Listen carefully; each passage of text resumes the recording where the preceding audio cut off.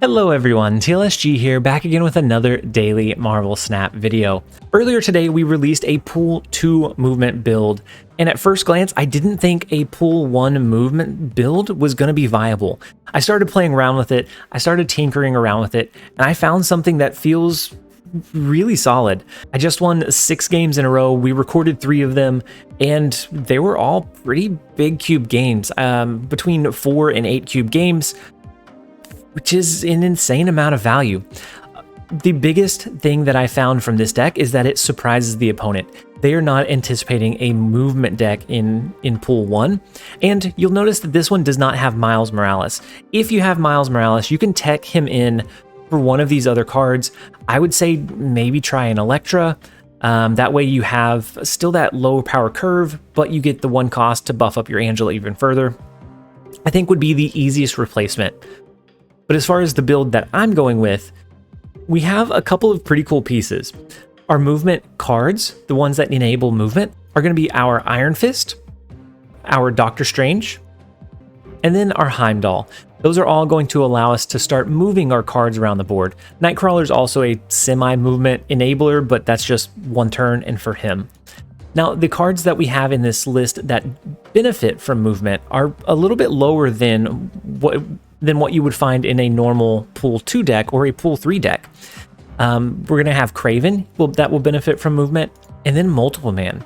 And so how do you make the movement aspects work with so few resources? We have Chavez to allow us to draw into our movement cards a little bit earlier, and then we're going to really lean in on the Angela and Kraven interaction if we don't get the upside. Our highest high roll is dropping something like Iron Fist on 1, Multiple Man on 2, Ironheart on 3, which will buff up both of the multiple men to 5. We can then hit one of them with a Hulkbuster or a Doctor Strange to start multiplying those across the board and allowing us ourselves to find a lot of upside. But if we don't draw into that movement piece, we can go with an Angela and a Kraven. Every card that we have in the Angela lane, if we end up pushing it out or moving it out, so like a Nightcrawler, we can move that into the Kraven lane and he will get some additional upside. We can also position Kraven in a way that with a Heimdall shift at the end of the game, he will continue to get buffed up over time and be a pretty formidable card to go up against. It's going to be hard for them to match that much power. And then we also have our Iron Man as a way to help elevate our power level. Sometimes we're not going to have Heimdall. Sometimes we're not going to want to push that movement on that final turn. Or sometimes we want to use a sneaky Iron Man into a Heimdall shift to allow ourselves to find a win condition in certain lanes. And so this list is a mix of tempo and movement. With this list, you're going to want to always try to play to curve. And so a lot of times I'll play Nightcrawler on 1, even if I don't have Angela on the board. If we have Kraven, that's going to be perfect to drop on 2. Multiple Man is also really good to drop on 2. That way we can hit it with an Ironheart, a Hulkbuster to buff it up before we start moving it across the board. Movement decks do require a little bit more thought process into each location and where you're going to drop your cards. You have to plan out ahead. But we have the general rundown of the deck out of the way. Let's go ahead and jump into a couple of games and I'll show you how to navigate it. All right, so first up we have D-Shots, and the first location is Tinker's Workshop. We actually have something pretty cool that we can do. Let's go with a Kraven first and foremost. Next turn we will go with a Multiple Man. On 3, we can go with an Ironheart, and then the Hulkbuster is actually the perfect thing, the best thing we could have drawn into. We're going to have a really, really cool interaction here. So we're going to go ahead and snap. Hopefully that way it doesn't scare him off, because once we do this play, he's probably going to be pretty intimidated. Let's go ahead and lock in the Multiple Man. Right off the bat, it's not going to get a lot of upside, but that is absolutely fine. Before we start moving him around, we're actually going to merge him up, and he's going to... Oh no.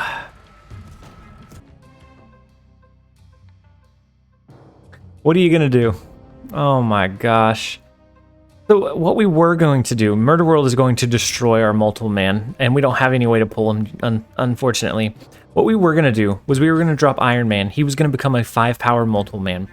On 4, we could have dropped Iron Fist and then Hulkbuster, which would have merged with Multiple Man and then pushed him over, making him a 9-power Multiple Man here and here, and then Heimdall would push him across the board. It was going to be Beautiful. But unfortunately it was not meant to be. Let's see if we can still find a win condition. That last location was just really unfortunate. But that's okay. They moved their Nightcrawler over into Titan, I think probably accidentally, or they weren't paying attention, and they buffed up our Kraven, which we are absolutely fine with. Let's go with a cheeky Iron Fist into Hulkbuster, which will merge with Iron Fist and then move him over. Just imagine this is multiple man. Imagine this guy has 9 power, just shifting across the board, just wreaking havoc across the nation. But instead, we're going to go with the Iron Man. We're going to go Hulkbuster into it, which doesn't move. How come it didn't move? So we can go Angela, we can go Doctor Strange to pull the Iron Fist over. We can then go with Heimdall, which will keep these cards here. It'll keep 9 power here, which might be an okay play line. It's not a 9 power multiple man swinging across the board, unfortunately. And Doctor Strange may actually get the upside of the Iron Fist since it didn't take effect before. Maybe whenever Iron Fist moves with himself. Oh my gosh. We're choking. We are choking. Oh my gosh. Okay, so he goes Iron Man in mid. We have a huge mid lane. But honestly, maybe we give it up. Maybe we drop Heimdall into Murder World. We shift our Kraven and our Doctor Strange over here as a way to get an extra decent amount of power in this lane. 8 power is going to be okay. It just depends on where they invest resources. If they dropped Iron Man, that makes me think that they're going to reinvest into the Titan location. So they do drop a Moon Girl there. They change this one with Scarlet Witch. Our 8 power Heimdall wins the Strange Academy lane. We can push our cards over. We would have actually won the Titan lane anyways, but we are going to find the upside even through the insanely bad RNG. That one was very clunky because of Murder World. Otherwise, it would have been beautiful. Let's jump into the next one, see if we can find that upside. All right, so next up we have Galachad, and I have no idea what we discarded. The second location is going to be Wakanda, so our cards are going to be protected. In pool 1, we really don't have to worry too much about our cards getting destroyed other than our 1-cost cards. The only destruction card that is available is an Elektra. And so they played Lizard into Wakanda. We have our Kraven that will get buffed up over time. Let's go with Angela and Iron Fist into the far left lane. Then whenever we drop here, Lemuria, maybe we drop an Ironheart to buff all 3 of these cards up. It'll get pushed over with our Ironheart, and I think will be a pretty decent play. So let's go with that. That's what we're going to go with. I'm okay with pushing cards over into the Kraven lane. That will buff him up.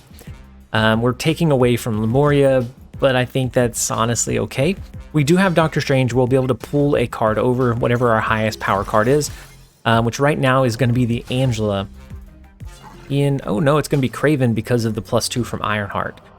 Okay, so we do have Iron Man to elevate our power level in one of the lanes. I think we drop that into Wakanda. We can drop a 9 power Chavez +2 power from Angela into Sokovia, and I think that's going to give us a pretty good shot at a win condition. Depending on where and what power they drop this turn, maybe we pivot a little bit. So if they outpower us here, maybe we do something else here. They don't outpower us just yet. Oof. So if we did Doctor Strange here, it would pull this over. So I think what we do a Doctor Strange into Wakanda. That's going to give us a 6 power swing here because of Iron Man. We can Hulkbuster this far left lane. I don't know, that doesn't feel great either. What is the best case scenario that they can drop? They can drop a Hulk. They could drop Hulk on us, but I don't think they're going to. I think the best that they're going to run is well, Chavez would beat us over here as well. We have to split our power. We have to split the power. So let's split the power. I would rather the 4 power here, but if we do Hulkbuster here, it's going to pull Kraven out. we're going to do Doctor Strange. It's going to give us a 6 power swing here. Depending on where they drop their cards, maybe we can find a win condition. More than likely, we probably get outpowered by a Chavez or something similar. I'm not sure why they invested more resources into Lemuria, honestly. And it doesn't look like it matters where they would have invested those resources. Had they put it in mid, we were fine. Had they put it in far left, we were fine. We did find a win condition. Again, not a super smooth game, but that is two games in a row, one for 8 cubes, one for 4 cubes. The best thing about this deck that I've found is that it surprises the opponent. And that allows you to get 4 and 8 cubes much more often than something that is very common. So a Khazar Zoo, you can pretty easily anticipate a Khazar Zoo play.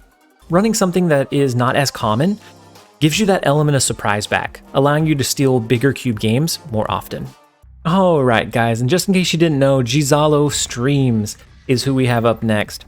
The first location is the cloning vats. We don't drop anything there on turn 1. I think on turn 2 we just go with a Kraven. Ooh, and then we get our multiple man, which is big. We definitely want multiple man to be able to multiply and move around the board.